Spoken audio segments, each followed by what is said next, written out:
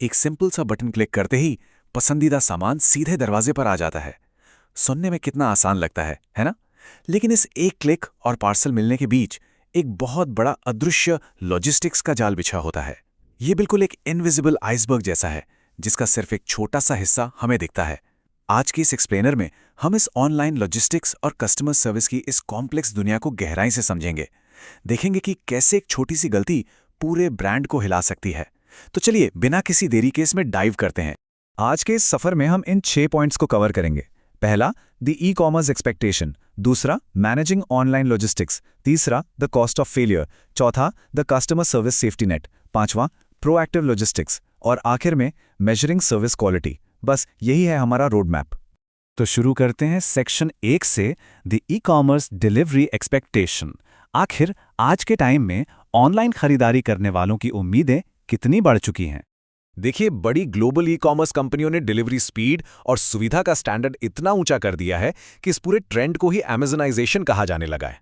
आज हर कोई यही उम्मीद करता है कि भाई ऑर्डर किया नहीं और अगले ही दिन सामान हाजिर हो जाए। अब इसकी वजह से बाकी सभी ब्रांड्स पर एक बहुत बड़ा दबाव आ गया है। अगर वो इस तेज रफ्तार की उम्मीद पर खरे नहीं उतरेंगे तो समझिए मार्केट से बाहर। ये अब कोई ऑप्शन नहीं, सर्वाइवल की बात बन चुकी है। और इस दबाव से निपटने के लिए ही ऑमनी चैनल शॉपिंग जैसी स्ट्रैटेजी आई। ये एक ऐसी अप्रोच है जहां online shopping, physical store, click इन कलेक्ट और नेक्स्ट डे डिलीवरी, इन सभी ऑप्शंस को आपस में बिल्कुल सीमलेस तरीके से जोड़ दिया जाता है। मकसद बड़ा सिंपल है, खरीदारी का अनुभव इतना स्मूथ हो कि ऑनलाइन और ऑफलाइन का फर्क ही पता ना चले। लेकिन इस स्मूथ कंज्यूमर एक्सपीरियंस के पर्दे के पीछे आखिर चल क्या रहा है? आइए देखते हैं सेक्शन 2 में, मैनेजिंग कॉम्प्लेक्स ऑनलाइन लॉजिस्टिक्स।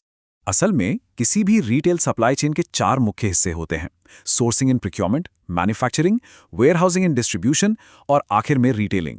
सोचिए, एक छोटा सा टी-शर्ट का ऑर्डर भी जब प्लेस होता है ना, तो उसे इन्हीं 4 स्टेप्स के जरिए एक लंबा और कॉम्प्लेक्स सफर तय करना पड़ता है। सुनने में ये सीधा जरूर लगता है, पर ग्लोबल लेवल पर इन सबको एक साथ सिंक करना किसी नाइटमेयर से कम नहीं है। एक तरफ एक सिंगल आइटम ऑर्डर प्लेस करना कितना आसान है, लेकिन दूसरी तरफ इसी का सबसे बड़ा साइड इफेक्ट है ऑमनी चैनल स्ट्रेन। इन छोटे छोटे ऑर्डर्स का वॉल्यूम इतना बड़ा होता है कि वेयर हाउसेस की सांस फूल जाती है। इसे संभालने के लिए massive warehouse automation, labour scalability और सबसे बड़ा दर्द, कॉम्प्लेक्स रिटर्न्स प्रोसेसिंग की जरूरत पड़ती है। वैसे रिवर्स लॉजिस्टिक्स यानी वापस आने वाले सामान को अगर ठीक से हैंडल ना किया जाए तो ये अच्छे खासे सप्लाई चेन सिस्टम को हिला के रख सकता है। अब सवाल यह है कि जब ये नाजुक लॉजिस्टिकल जाल किसी वजह से टूट जाता है तो क्या होता है? बढ़ते हैं सेक्शन 3 की तरफ, the cost of delivery failure. देखिए, एक फेलियर सिर्फ एक पार्सल का लेट होना नहीं है, ये एक तुरंत बनने वाला पीआर नाइटमेयर है। कोई भी परेशान ग्राहक शांत नहीं बैठता, वो एक नेगेटिव रिव्यू छोड़ता है जो इंटरनेट पर हमेशा के लिए दर्ज हो जाता है। ग्लोबल मार्केट्स में ब्रांड ट्रस्ट बनाने की कोशिश कर रहे रिटेलर्स के लिए ये सीधा सीधा एंटी मार्केटिंग है। एक छोटी सी डिलीवरी गलती और सालों की बनाई हुई इज्जत पर पानी फिर जाता है। और जरा इस आंकड़े पर गौर कीजिए, 47%। 35 साल से कम उम्र के लगभग 47% लोग एक खराब डिलीवरी एक्सपीरियंस के बाद उस ब्रांड के पास दोबारा लौटकर आते ही नहीं हैं, वो सीधा किसी कॉम्पिटिटर के पास चले जाते हैं। ये फिगर उन सभी ब्रांड्स के लिए एक रेड अलर्ट है जो लॉजिस्टिक्स को हल्के में लेते हैं। अपना लगभग आधा यंग कस्टमर बेस सिर्फ एक गलती की वजह से खो देना, ये तो बिजनेस के लिए पूरी तरह तबाही है।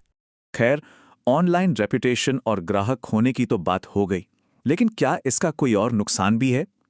एक लेट पैकेज की असली छिपी हुई कीमत आखिर क्या होती है? आइए इसके डायरेक्ट फाइनेंशियल इम्पैक्ट को थोड़ा और करीब से समझते हैं। सबसे बड़ा ऑपरेशनल खर्चा तब सामने आता है जब लोग परेशान होकर WISMO यानी वेयर इज माई ऑर्डर वाले मैसेजेस और कॉल्स करते हैं। एक आंकड़े के मुताबिक हर एक कॉल या चैट का खर्चा करीब 4 से 6 ब्रिटिश पाउंड्स आता है, और वेट टाइम एवरेज 8 मिनट और 23 सेकंड। सोचिए, पार्सल आने में देरी और ऊपर से 8 मिनट तक होल्ड पर इंतजार। इससे सिर्फ कंपनी का खर्चा ही नहीं बढ़ता, बल्कि गुस्सा आसमान छू रहा होता है। और यहीं से निकलता है हमारा अगला रास्ता, section 4, the customer service safety net. जब लॉजिस्टिक्स फेल होता है तो यही सेफ्टी नेट ब्रांड की इज्जत बचाता है। असल में कस्टमर सर्विस 2 तरह की होती है, रिएक्टिव और प्रोएक्टिव। रिएक्टिव वो पुराना तरीका है जहां बस शिकायत आने का इंतजार किया जाता है। ग्राहक अंधेरे में रहता है और WISMO कॉल्स की लाइन लग जाती है। पर दूसरी तरफ है प्रोएक्टिव सर्विस। यहाँ ज़रूरतों का पहले से अंदाज़ा लगाया जाता है, रियल टाइम अपडेट्स दिए जाते हैं और इससे पहले कि लोगों को किसी परेशानी का पता चले प्रॉब्लम सॉल्व हो जाती है। यही वो चीज़ है जो एक गुस्से वाले शॉपर को एक लॉयल फैन में बदल सकती है। रिसर्च बहुत साफ इशारा करती है कि 96% लोग बिना किसी वार्निंग के ब्रांड छोड़ देते हैं अगर उन्हें कस्टमर सर्विस खराब लगती है। इसलिए सिर्फ पार्सल गिरने का इंतजार करना और फिर सॉरी बोलना अब काम नहीं आएगा। आगे बढ़कर प्रोएक्टिवली समस्या को टैकल करना एक बहुत बड़ा ब्रांड डिफरेंशिएटर बन चुका है। एक बेहतरीन सपोर्ट सिस्टम आज के वक्त में कोई लग्जरी नहीं बल्कि एक एब्सोल्यूट नेसेसिटी है। तो इस सेफ्टी नेट को असल जिंदगी में लागू कैसे करें? आते हैं सेक्शन 5 पर, प्रोएक्टिव लॉजिस्टिक्स एंड सपोर्ट। देखते हैं कि स्मार्ट बिजनेसेस अपने लॉजिस्टिक्स डेटा और कस्टमर सपोर्ट को कैसे ब्लेंड करते हैं। आजकल की ई-कॉमर्स कंपनीज कुछ बेहद असरदार तरीके अपनाती हैं। पहला, सेटिंग क्लियर एक्सपेक्टेशंस, यानी चेकआउट के टाइम ही एकदम साफ बता दो कि डिलीवरी कब होगी। दूसरा, ऑटोमेटेड अपडेट्स, जैसे पोस्ट परचेज ट्रैकिंग नोटिफिकेशंस भेजना ताकि लोग मेरा ऑर्डर कहाँ है पूछने के लिए कॉल ही ना करें। और तीसरा, कॉन्वर्जेशनल टूल्स जैसे लाइव चैट या चैटबॉट्स, जहां से जरूरत पड़ने पर तुरंत किसी रियल ह्यूमन एजेंट से कनेक्ट किया जा सके। ये तीनों मिलकर एक जबरदस्त प्रोएक्टिव सिस्टम बनाते हैं।